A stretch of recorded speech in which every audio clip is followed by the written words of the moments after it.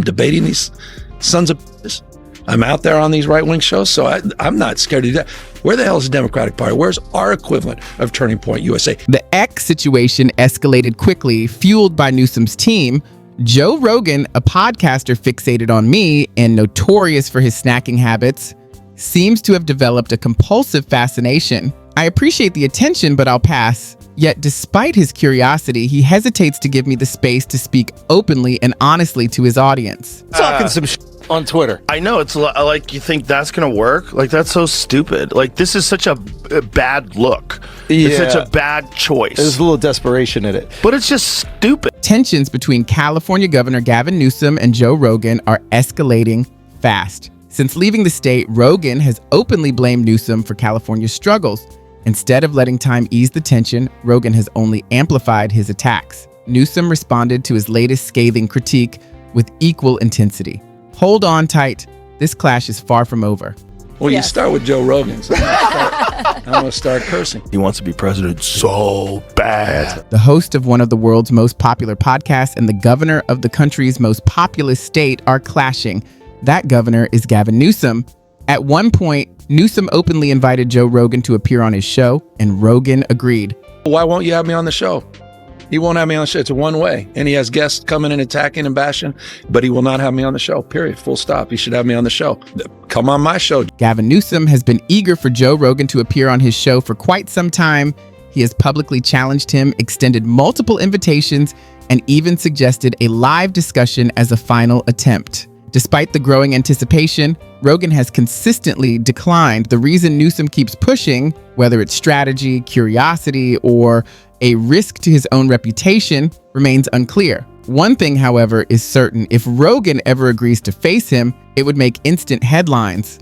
Given the boldness of both men, it's starting to feel less like a question of if and more like when. But Rogan doesn't seem impressed by a potential Newsom presidential run in 2028. You can't ruin a city and then go on to ruin a state and say, guys, that was just practice. I know. Once I get it as a president, I'm going to fix it.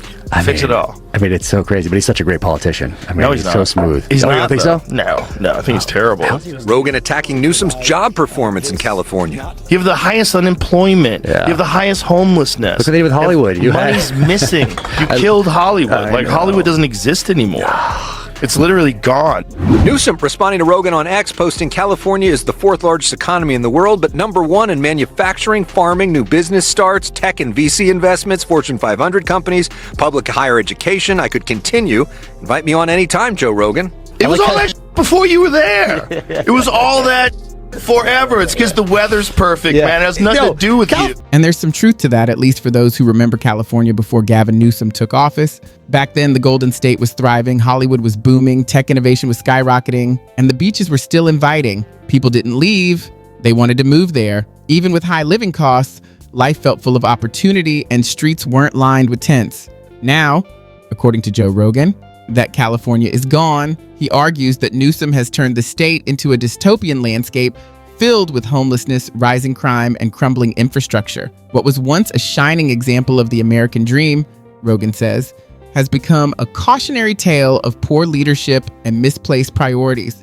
Meanwhile, Newsom's team has mocked Rogan on X, calling him snack-sized because, in their view, he can't handle long debates. I'm not afraid to go. I'm punching Joe Rogan, okay? That's not used to that.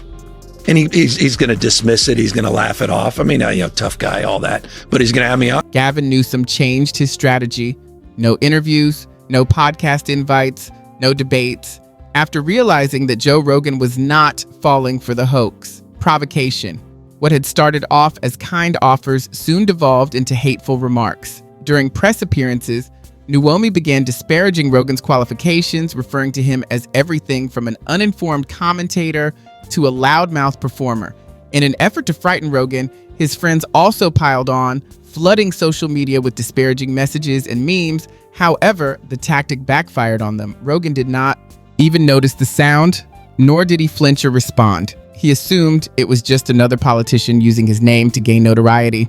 As usual, Rogan concluded that sometimes the impact of silence is greater than that of a counter-argument. This is a way that Republicans are just using illegal immigrants to deflect the conversation? And the answer is no. Is yes. No, it is it's yes. not. You refuse to look at the facts. Illegal immigrants are not the reason why our healthcare system is broken. Yeah, it's not deflection at all. In fact, I brought receipts. So here's the CMS, the Center for Medicaid and Medicare Services, right here with their press release earlier this year saying they were having to increase their oversight on states like California who were abusing Medicaid and classifying it as an EUSA, an emergency system, when it wasn't. You've got the average state spends 5% of its Medicaid roughly on emergency services. California, 35 to 40%. Why would that be? Because California passed a state law that says we will fund Medicaid for illegals. Due in large part to his status as a sanctuary city, Newsom has poured billions into California's Medicaid system. He has made California a haven for people looking for protection by publicly welcoming unauthorized immigrants. Many denounced it as dangerous, while supporters praised it as kind. The reasoning is simple. Others will come if you pledge to safeguard undocumented immigrants, and that's just what happened. It is becoming more and more difficult to overlook the strain on state resources due to the continuous influx of new residents. The burden on taxpayers is increasing, public services are overburdened, and hospitals are congested. According to Rogan and others, what started out as a humanitarian endeavor has turned into a financial burden that is gradually eroding California's basis. He's talking some on Twitter. I know, it's like, you think that's gonna work? Like, that's so stupid. Like, this is such a bad look. It's such a bad choice. There's a little desperation in it. But it's just stupid. It's like, this is a bad strategy. Like, I probably would have had him on. Yeah. But now I'm like, nah, what are you doing? There is a fun version where you just do it and cook them. You know? He'll cook himself. Joe Rogan's distaste for Gavin Newsom is no longer shocking. The governor's plan is not merely a failure. It really irritates me.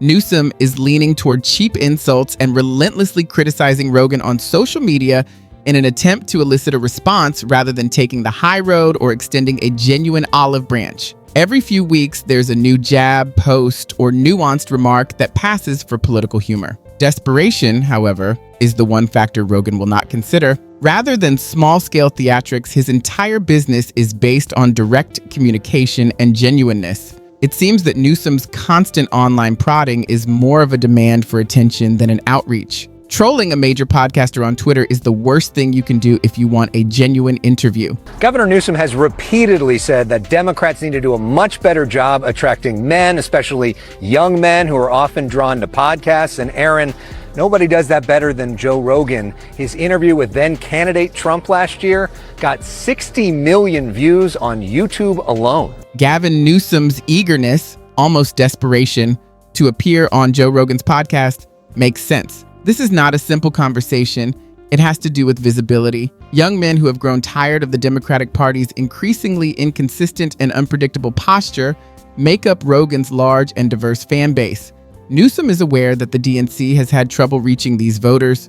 Sitting across with Rogan would have more benefits than merely talking to millions of people. It would be necessary to regain a populace that his party has been gradually losing. Honestly, Nomi's goals go much beyond California. The Joe Rogan experience, where a single chat may instantly change public opinion, is the perfect environment for honing his persona or determining his degree of popularity across the nation.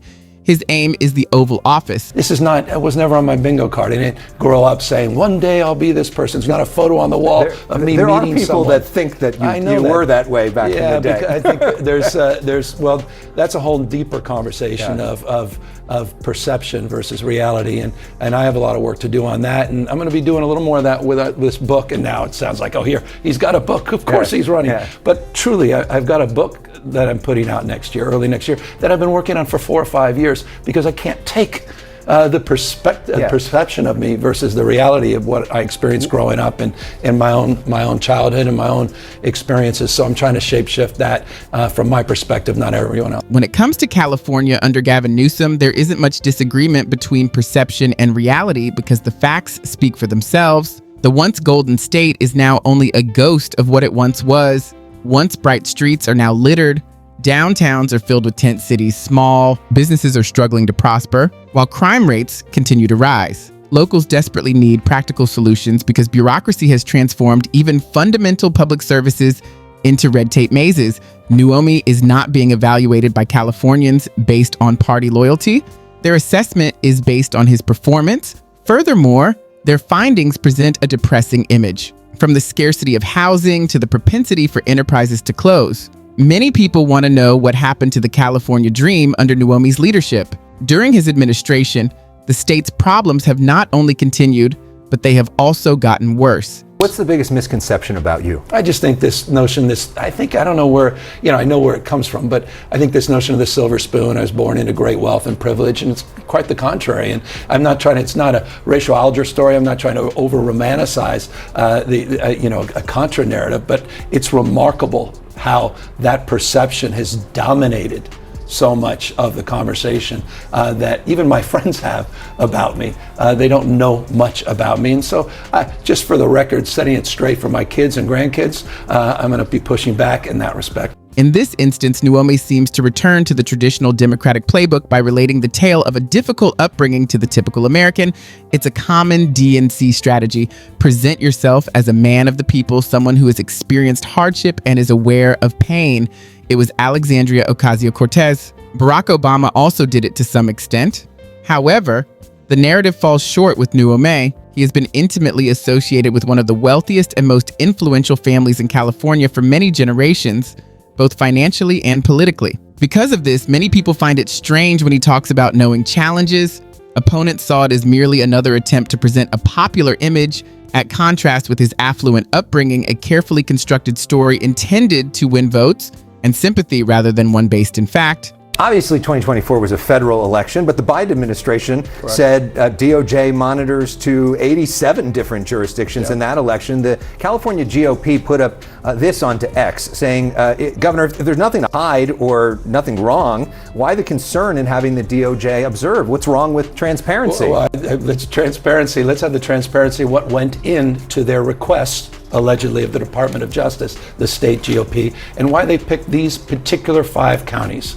And what allegations or what assertions and on what basis of fact are they asserting that there's been violations in the past? Why these counties? Why now? Why a statewide election? Very different than other federal elections or elections with candidates on the ballot. This is, again, a proposition. In actuality, it's quite simple. The Department of Justice does not intervene arbitrarily. Because there are probably indications of anomalies or discrepancies that call for more research, they are looking more closely at those 5 counties. Voting disparities could be the cause. The data may have been handled improperly. In any case, suspicions were obviously raised by something. Gavin Newsom should welcome the scrutiny if, as he claims, he has nothing to conceal. If the DOJ is allowed to supervise those counties, his reputation will only improve, and those who are accusing him of unethical behavior will be silenced. Transparency is, after all, the strongest safeguard against mistrust. Conversely, refusing to be closely examined simply exacerbates the situation and gives the impression that he is hiding something. Good people can disagree. They'll be accommodated as everyone should be accommodated. They'll have determinations at the county level with the registrars to the extent they want to cooperate. That's up to them. I'm just arguing for people to keep their eyes wide open at what's going on in the United States of America. I said this months and months ago. What's happening in LA, what's happened in California is a preview of things to come. Watch this space with the DOJ. This is all teen up 2026. Donald Trump does not believe in fair and free elections. ICE's operations in Los Angeles and other major cities were never about targeting innocent people. Their focus was on order, specifically removing dangerous criminals linked to gangs, drugs, and other threats to communities across the country. For anyone living in the U.S. legally, there was little to worry about. Law-abiding residents were not the target, but for those who entered or stayed in the country illegally, especially with criminal ties, concern was justified. To protect communities and reduce the strain of illegal immigration on public systems, former ICE Director Tom Homan and his team enforced the law. Critics often argue that their actions were about harshness rather than accountability. Yet many maintain that a country cannot truly protect its citizens if it cannot enforce its borders. Upholding that line ensures fairness for those who follow the rules. Ultimately, the clash between Gavin Newsom and Joe Rogan goes beyond personal grievances. It's political. Rogan voices frustration at Californians leaving the state, while Newsom represents a government struggling to maintain its image. From sanctuary laws to homelessness and deteriorating neighborhoods, the facts speak louder than any talking points. Newsom might see Rogan's platform as a chance to rebuild his reputation, But no podcast appearance can hide the reality until California's challenges are addressed. The Golden State's former glory is fading fast. That wraps up today's video. If you enjoyed it, hit like and subscribe for more content like this.